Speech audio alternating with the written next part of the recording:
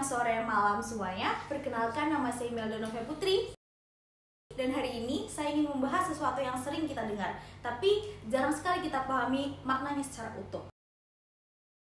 Gen Z itu pemalas, gampang resign, kurang loyal. Kalimat ini sering sekali muncul di banyak forum rekrutmen, ruang HRD, bahkan grup WhatsApp keluarga. Tapi, apakah benar Gen Z seperti itu? Atau kita hanya melihat permukaannya saja? Hari ini, saya tidak datang hanya membawa pembenaran.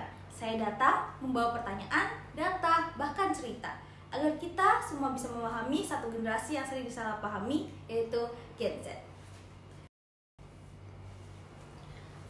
Saya mempunyai sebuah cerita mahasiswa bernama Adit. Hai, aku Adit.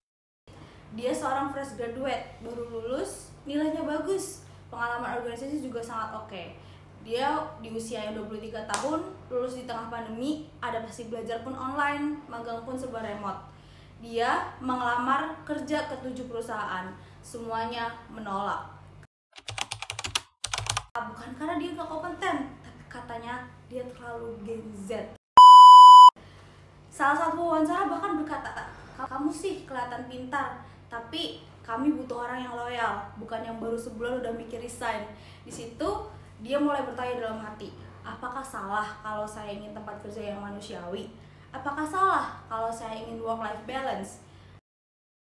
Dan akhirnya dia memilih untuk diam, karena setiap pertanyaan dianggap kurang ajar, setiap kritiknya dianggap baper, dan dia mulai percaya mungkin memang dia yang salah. Berikut saya mempunyai beberapa berita. Dan memang inilah yang sering kita dengar tentang Gen Z. Mereka manja, gampang bosan, maunya kerja enak, tapi gajinya gede, nggak tahu etika kerja. Di media sosial, komentar seperti itu membanjiri kolom-kolom diskusi karir.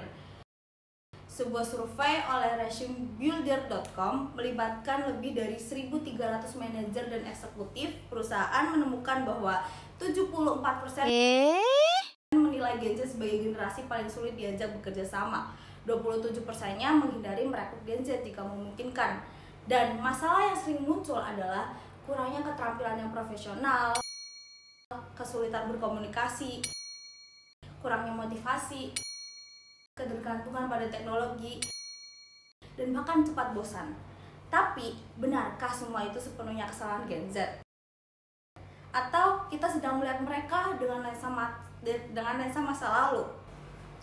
Sebelum kita lanjut pembahasan ke stigma-stigma yang berseliweran ini, kita perlu tahu siapa sih sebenarnya Gen Z itu. Karena untuk memahami seseorang, kita harus tahu dari mana ia berasal. Gen Z lahir antara tahun 1997 hingga 2012. Mereka tumbuh di tengah perkembangan teknologi yang sangat cepat, krisis iklim pandemi global, ketidakpastian ekonomi budaya, hustle dan burnout yang dinormalisasi. Mereka menyaksikan orang tuanya kehilangan pekerjaan saat-saat krisis seperti ini. Melihat seniornya burnout karena loyalitas yang tidak dihargai, mereka belajar bahwa stabilitas itu rapuh dan masa depan itu tidak pasti. Maka, wajar jika mereka lebih skeptis, lebih banyak bertanya, lebih cepat berpindah, bukan karena tidak tahan banting, tapi karena mereka tidak ingin mengulangi luka yang sama. Sekarang, mari kita lihat data nyata yang bukanlah asumsi. Mari kita bicara berdasarkan data yang ada. Ya, memang ada tantangan dalam dunia kerja saat ini, tapi mari kita lihat alasan lebih lanjutnya. Survei dari Deloitte Global Gen Z Report menunjukkan lebih dari 40% Gen Z merasa stres secara berkepanjangan karena pekerjaan. Lebih dari 50% mengutamakan kesehatan mental dibandingkan gaji yang besar. Dan mayoritas resign bukan karena malas, tapi karena tidak ada dukungan, tidak ada ruang tumbuh, budaya kerja yang toksik. Dan di sisi lain, Data dari McKinsey menunjukkan bahwa Gen Z adalah generasi yang paling melek digital, paling cepat belajar skill baru, dan paling tertarik pada pekerjaan yang punya dampak sosial. Jadi, jika mereka resign, bukan berarti mereka lemah. Bisa jadi mereka sadar lingkungan ini tidak membuatku berkembang, dan itulah bentuk tanggung jawab terhadap diri sendiri. Sesuatu yang dulu dianggap tidak sopan, sekarang dianggap bentuk self-awareness. Lalu, kenapa sih stigma ini ada? Gini ya, sederhananya itu karena adanya perbedaan antar generasi. Kita hidup di zaman yang berbeda dengan tantangan yang berbeda pula. Ada Gen X, ada Gen Y yang lahir di era stabilitas. Ini mana kerja keras artinya sukses, loyal, naik pangkat, dan diam artinya aman. Sementara Gen Z lahir di era ketidakpastian, di mana kerja keras bisa burn out, loyal dimanfaatin, diam tertindas. Maka gak heran kalau prioritas Gen Z itu bisa berubah. Mereka ingin ruang yang aman untuk tumbuh, ingin punya suara, ingin pekerjaan yang punya makna. Itu bukan kemewahan, itu kebutuhan di era yang penuh distraksi dan tekanan mental seperti sekarang. Kita terlalu sering melihat kelemahan mereka, tapi lupa pada kekuatannya. Mereka, Gen Z, adalah digital native. Mereka bisa belajar banyak hal secara otodidak. Mereka mampu multitasking di dunia yang penuh informasi ini, dan mereka berani memulai sesuatu bahkan dari nol. Kita coba berikan contoh yang pertama.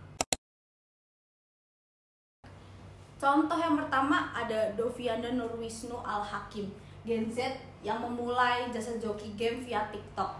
Dengan konten yang transparan dan edukatif, ia membangun kepercayaan pada pasar. Hari ini dia punya ribuan klien internasional, dari hobi jadi cuan. Kita masuk ke contoh yang kedua. Ada Stephen Wongsorejo. Dia adalah CEO Super. Dia membangun aplikasi distribusi kebutuhan pokok ke kota-kota top tier. Visinya pemerataan ekonomi. Dia tak hanya membangun bisnis, tapi membangun harapan bagi semua orang. Ini bukti bahwa Gen Z bukan generasi yang hanya bisa mengeluh. Mereka adalah generasi yang mampu menciptakan peluang jika mereka diberi ruang. Kita tidak bisa memaksakan generasi baru mengikuti sistem lama sepenuhnya. Kalau dunia kerja ingin bertahan, dia harus beradaptasi. Budaya kerja yang kolaboratif, bukan hierarki, komunikasi dua arah, sistem onboarding yang ramah pemula, mentoring yang bukan hanya menggurui, tetapi mengarahkan. Fleksibilitas kerja bukan karena manja, tapi karena kita hidup di dunia yang berubah cepat. Ini bukan berarti dunia kerja menjadi lemah. Ini berarti dunia kerja menjadi manusiawi. Dan saat Gen Z diberi ruang untuk mereka tumbuh, mereka akan membawa perubahan yang belum pernah kita bayangkan sebelumnya.